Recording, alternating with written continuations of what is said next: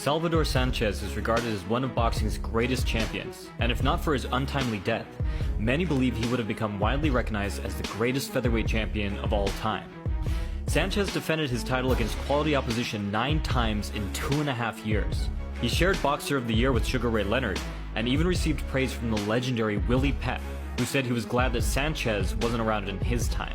Salvador's movements looked so pristine and graceful that it's easy to miss the complexity and incredible unorthodoxy of his style.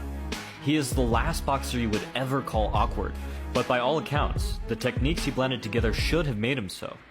Sanchez was a fleet-footed agility fighter who used lateral movement to cut angles, and a power-punching pressure fighter who used low-line head movement to push forward and load power from the ground. Sanchez could be bouncing up on his toes 1 second and crouching low into a hard overhand the next.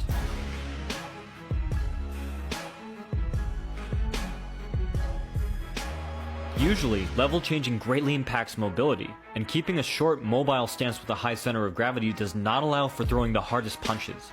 It is a testament to Sanchez's skill that he was able to move so naturally from one style to the other in his own fluid interpretation of the Mexican style of boxing. A defensive master, blocks and parries were always Salvador's second line of defense, there to pick up the slack in the rare cases his footwork and head movement did not suffice. The first step to putting all of this together was the bob. Sanchez would dip down offline to remain evasive, set up punches, and keep his opponents guessing. This simple but effective staple of boxing helped Salvador load up power by subtly shifting his weight from one foot to the other.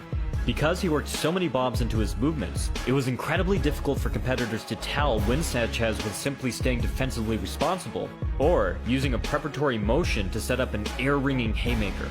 Sanchez blended his head movement so well that he was able to lead with preloaded crosses and overhand rights. And it was in great part these leading rights that Sanchez used to move into his favorite position, a squared up stance in a deep crouch. From this position, Sanchez gave his opponents a hard lesson in countering. Crouching low encouraged Salvador's opponents to punch down, leaving them unbalanced and their guard exposed. Sanchez happily capitalized on this mistake with a variety of tricks and tools, utilizing complex head movement and footwork. Funnily enough, Salvador's most impressive looking maneuver was also the simplest. All the same, it left world-class fighters looking like unskilled novices, swinging at air. Salvador would draw a punch by ducking in, and then just return to his normal stance. This was essentially just a pull, but a pull back to a neutral position. This kept Salvador at the perfect defensive distance. Even better, the weight transfer from a heavy lead leg to an upright position was more than enough to load Sanchez's lead hook with a great deal of power.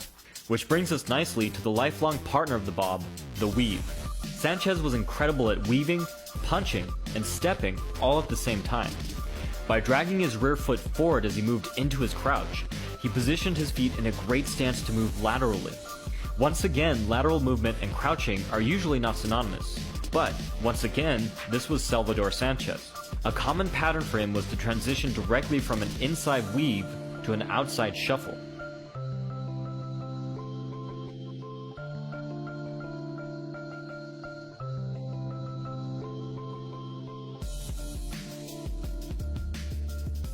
Another cool trick Sanchez used was to pivot out of his weave, either defensively, employing a shoulder roll,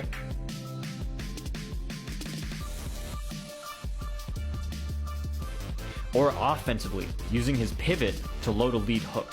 Sanchez even mastered the difficult to pull off rear shoulder roll, pivoting out on his right foot to shift back and shoulder roll from a southpaw stance. There's one more thing to talk about if you're going to talk about Salvador Sanchez, and that is his ability to roll with punches. Watching Sanchez's fights, a common talking point of the commentators is his iron jaw. And while this is most definitely true, Sanchez took far less damage on the few punches he did get hit with than it may have seemed. Notice here how he dispels the force of the punch by weaving with it, and then uses that same motion to load up on his counter left. This can be said to be the foundation of the term aggressive defense, using your ability to stay safe to hurt your opponents. We've all heard of the phrase hit and don't get hit. But Sanchez added the caveat, if you do get hit, make them pay for it. Sanchez was truly one of a kind. Although he suffered an untimely death, he left behind a legacy that will never be forgotten. I would recommend all fighters check out his bouts as an example of how to gracefully and smoothly transition from technique to technique. And also, because they're just entertaining as all hell. Thanks for watching.